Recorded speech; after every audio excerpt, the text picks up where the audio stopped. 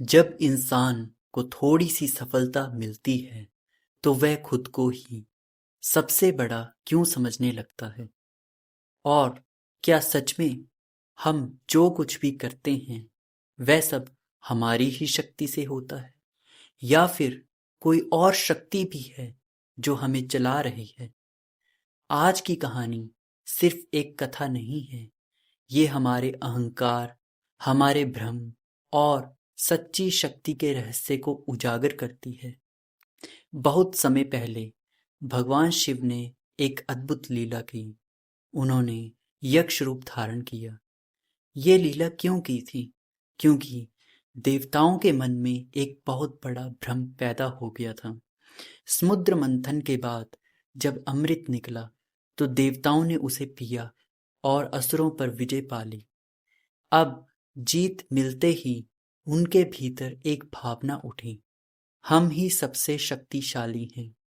धीरे धीरे ये भावना अहंकार में बदल गई।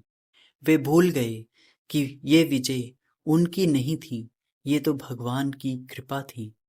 अब सोचिए, जब इंसान अपने जीवन में थोड़ा आगे बढ़ता है तो क्या वह भी ऐसा ही नहीं करता? थोड़ी सी सफलता, थोड़ी सी पहचान और हम सोचने लगते हैं मैं ही सब कुछ हूँ। यही गलती देवताओं ने भी की थी। भगवान शिव जो सब जानते हैं, उन्होंने सोचा अब समय आ गया है इन्हें सच्चाई दिखाने का। इसलिए वे एक साधारण से यक्ष का रूप लेकर देवताओं के सामने प्रकट हुए। उन्होंने देवताओं से पूछा, तुम सब यहाँ एकत्र होकर क्या कर रहे हो? देवता अपने अहंकार में चूर अपनी अपनी वीरता के किस्से सुनाने लगे। हमने असुरों को हराया, हमारी शक्ति से ही ये विजय मिली। यक्ष रूप में खड़े भगवान शिव बस मुस्कुरा रहे थे।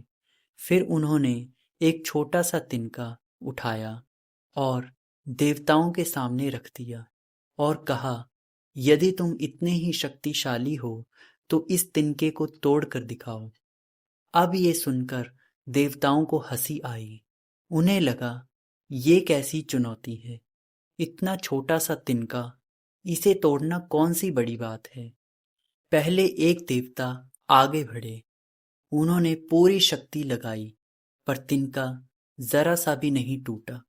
फिर दूसरे देवता आए, फिर तीसरे। एक एक करके सभी देवताओं ने कोशिश की। उन्होंने अपने सारे अस्त्र शस्त्र भी प्रयोग किए, लेकिन वह छोटा सा तिनका अडिग रहा, खड़ा रहा। अब देवताओं के चेहरे पर जो गर्व था वह धीरे धीरे आश्चर्य और भय में बदलने लगा। वे सोचने लगे, ये कैसे संभव है? जो असुरों को हरा सकते हैं वे एक तिनका भी नहीं तोड़ पा रहे। यहीं से उनके भीतर का भ्रम टूटने लगा। उन्हें समझ आने लगा कि शायद वास्तविक शक्ति कुछ और ही है। तभी आकाशवाणी हुई, एक गूंजती हुई आवाज जो उनके हृदय तक पहुंच गई। हे देवताओं, तुम जिस शक्ति पर गर्व कर रहे हो वह तुम्हारी अपनी नहीं है।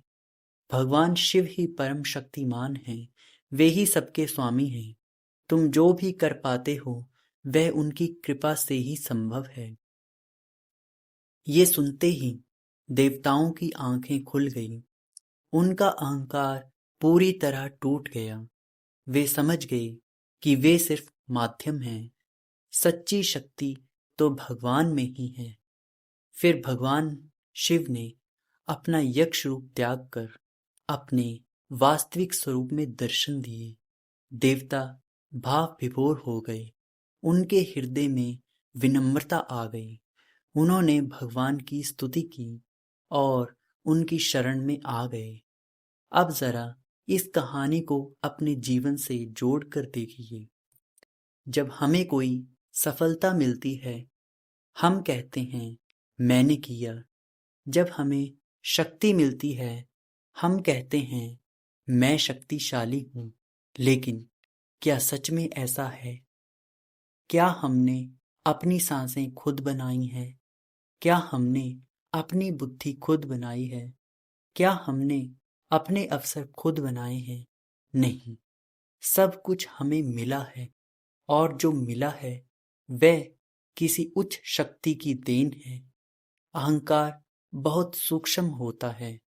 ये धीरे धीरे हमारे भीतर आता है और हमें अंधा कर देता है।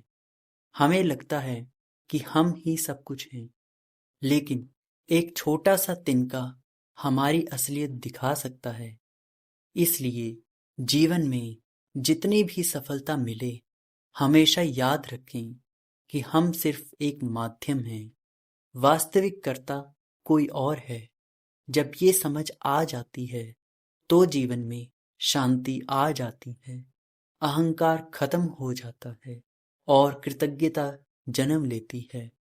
तो अगली बार जब आपको लगे कि मैं बहुत बड़ा हूं, तो बस इस कहानी को याद कर लेना। एक छोटा सा तिनका और टूटता हुआ अहंकार। अंत में बस एक बात, सच्ची शक्ति विनम्रता में है और सच्चा ज्ञान समर्पण में। जब आप झुकते हैं तभी आप वास्तव में ऊंचे उठते हैं। अगर ये बात आपके दिल को छू गई हो तो इसे सिर्फ सुनकर मत छोड़िए, इसे अपने जीवन में उतारिए, क्योंकि यही जागरण है, यही सच्चा आध्यात्म है। धन्यवाद।